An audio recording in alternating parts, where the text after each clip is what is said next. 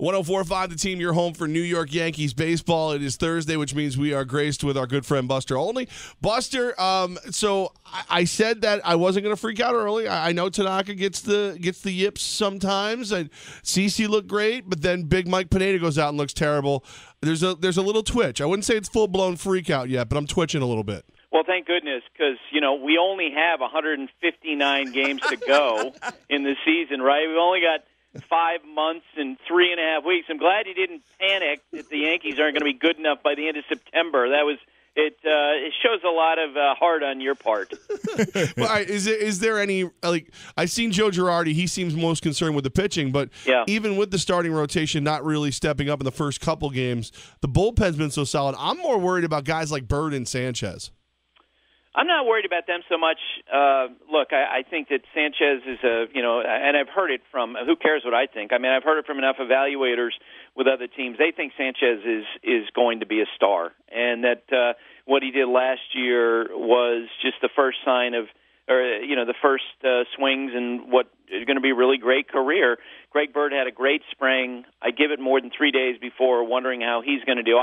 I really think that if you're looking for a reason to panic, then I think Michael Pineda's outing might be the one, because let's face it, if the Yankees are going to make the postseason, I picked them to be a wild card team. Michael Pineda has to find consistency within his starts, because you guys see it. He'll be dominant for 3 innings, and then he has absolutely seems like every start he has 1 bad inning or 2 bad pitches, and the rest of the day just blows up on him. Buster, how about James Caprillion, the young prospect? He's dealing with an injury. What's that all about? Yeah, he's got an elbow thing, and it's a big concern. I talked with an evaluator with another team this morning. He said, look, this is someone who's had elbow problems in the past. The fact that he didn't get to pitch a lot last year because of that, and to have it pop up now, yeah, it's a concern. The Yankees really love this kid, and they think that he is someone who could impact them in the big league level, but at the moment, a safety net is removed, because he was someone who, potentially was going to help them in the big leagues this year, and now we don't know where he's going to be. But the fact that, they handled it the way they did, where they talk about putting him on the DL with elbow issues and getting it checked out, that is absolutely a concern. Okay, so the sky is not falling. The sky is not falling. Okay, at least wait till the 5th game of the 162-game season before you go into full-blown panic, okay? Buster Olney with us right now, 104.5 The Team.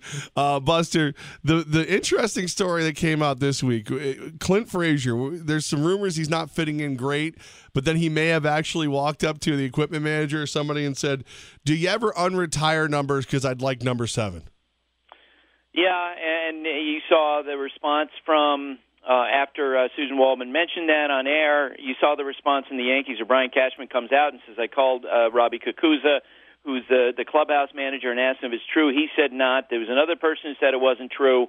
The Yankees are all denying. I will say this, that if you don't believe that what the Yankees are selling on Clint Frazier and the handling of this, if you don't believe that, then you're buying into the idea that a bunch of them are going to get together and agree to a story, and that's how they're going to cast it with the New York media right on their tails. And I just, Brian Cashman through the years has always told me, look, just get the truth out there, and it's why he has a good reputation with the reporters in New York, because he'll either give you the answer or he'll say, I can't talk about it. And so when he's on the record, and Rob Kakuza, their clubhouse guys on the record, other people on the record are saying it didn't happen, then I tend to believe it didn't happen. I will add this, though. There's no doubt about it that Clint Frazier has rubbed people the wrong way, and maybe this conversation might have come from, boy, Clint Frazier, next thing you know, he's going to ask for Mickey Mantle's number. Right, okay. See, that makes sense to me because, Buster, my whole thing, and I love conspiracy theories almost as much as I love the Yankees. I know Susan Waldman. Like, we tease her. She's a good reporter. So if she's going with it, I'm betting you're right. I'm betting something like that happened. She overhears it and thinks it's real. But, like, I just, knowing the history of the number 7 as a Yankee fan, like, he got that because he couldn't handle the stress of the 6, and now you want the stress of the 7? How crazy are you, kid?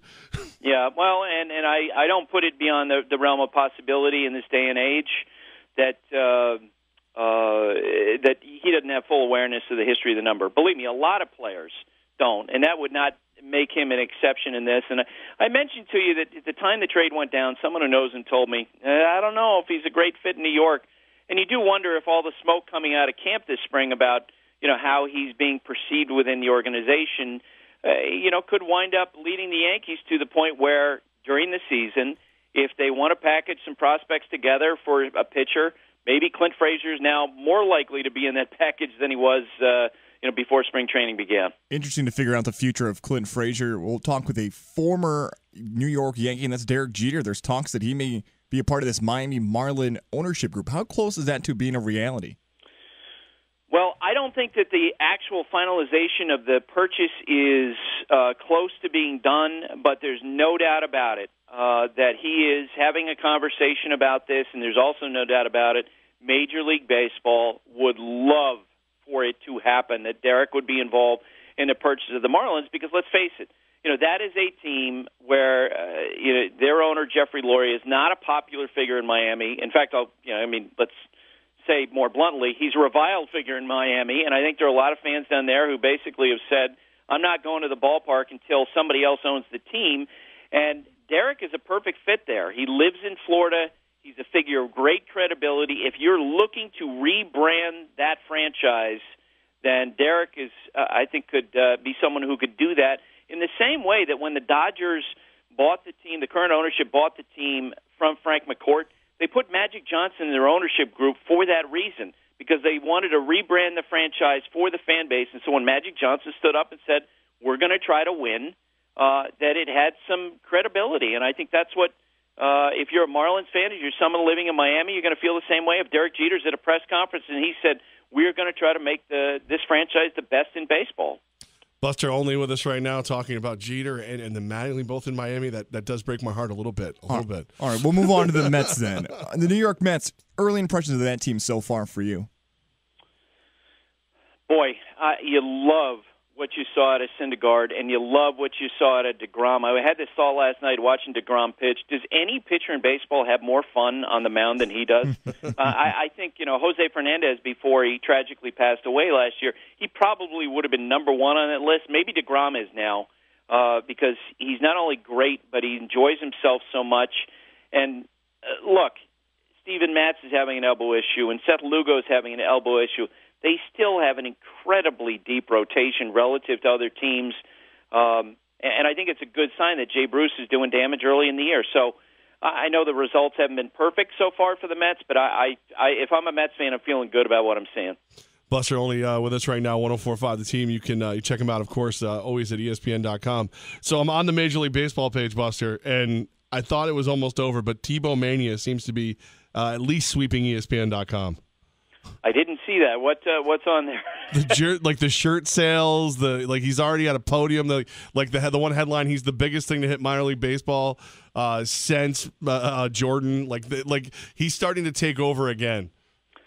Well, and I'm on record. All you had to do is watch the at-bats that he had against Rick Porcello, his first at-bat in a major league exhibition game where he got blown away by Porcello throwing 92 miles an hour. And then when Max Scherzer pitched to him, it was worse than that. He's not a legitimate prospect. He's not close to being a legitimate prospect at this point.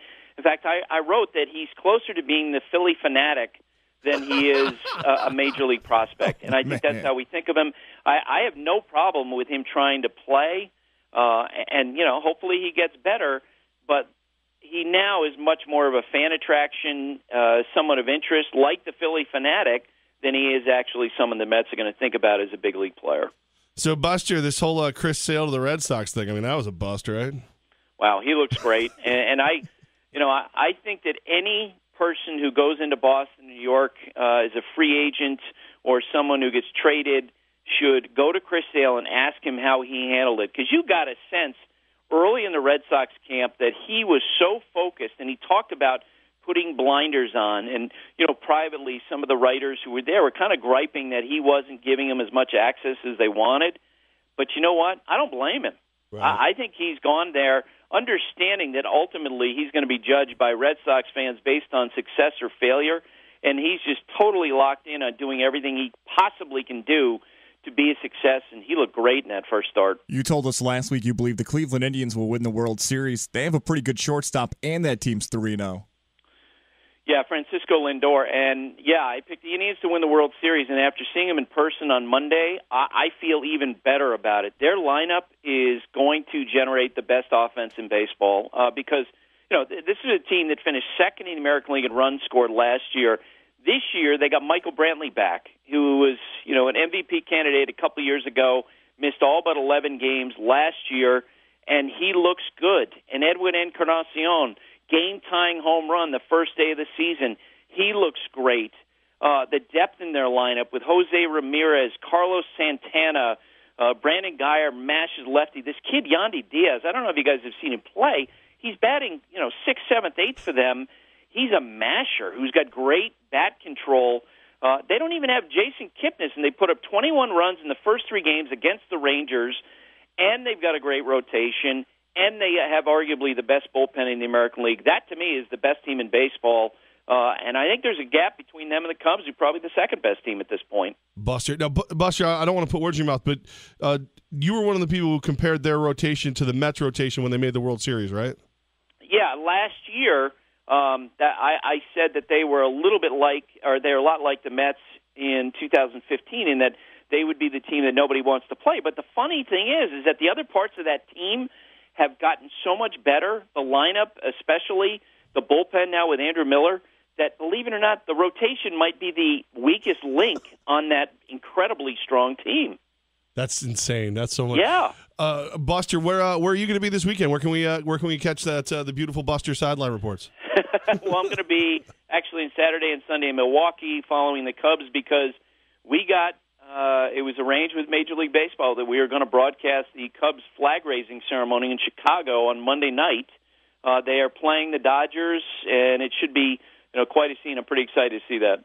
Buster, Gaz stormed out of the room because he knew what I was about to do. Yesterday, he lost the bracket challenge wager to my daughter, so he had to do yesterday's show dressed as a Hooters girl. Oh, my God. That's what everybody said. Wow. He literally stormed out. He's like, I don't want to talk about it anymore. I paid the bet off. I'm done with it. And I'm assuming that these pictures are someplace, right? Facebook Live, 104.5 The Team's Facebook. I'm going to be checking it out. Well, don't hurt your eyes before the games. Thanks, guys.